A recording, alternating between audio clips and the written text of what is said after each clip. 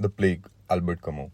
It's fascinating that a man can create an entirely fictional epidemic, almost perfectly imagine the social, economic, and political scenarios of the time, and most importantly, capture the true psychological state of the residents of the city.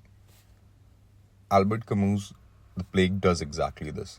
It could easily have been the guidebook for COVID 19. But anyway, coming back to the book, Dr. Ryu is a bit of an exceptional doctor, an atheist with humility. He is the synonym of an absurd believer. The only means of fighting a plague is common decency.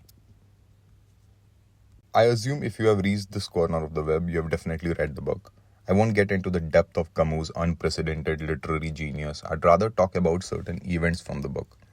Something that tops everything is the unhinged, distant, and sublime conversation between Teru and Dr. Ryu on the rooftop, staring out at the sea and then the bath of liberation.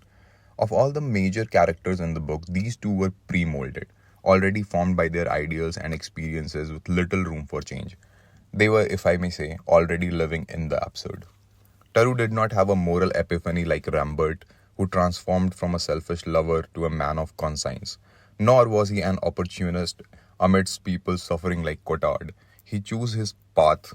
He had already questioned violence, opposed the death penalty, and lived by his own rules. He had already declared, I had plague already, long before I came to this town.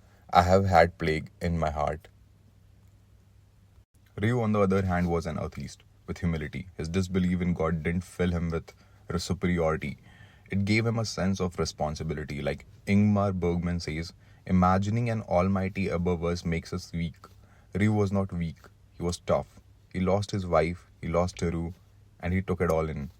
Strangely, the death of Teru seemed to break him more than the death of his wife. Maybe because he didn't expect it.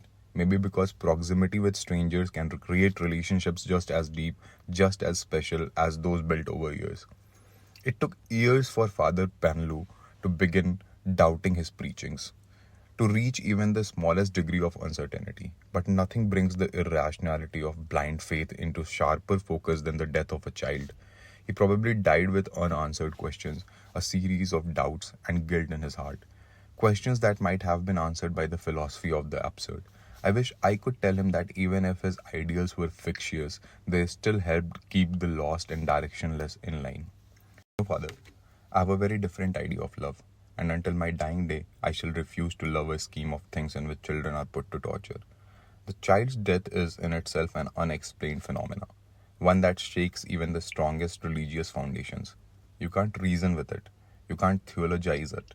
It just stands there painful and pointless.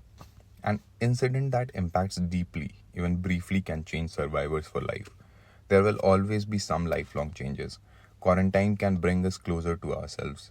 COVID was a period of mass self reflection. It fast tracked transformations that years of discipline might not have achieved. Anyway, for me, the death of the child represents helplessness.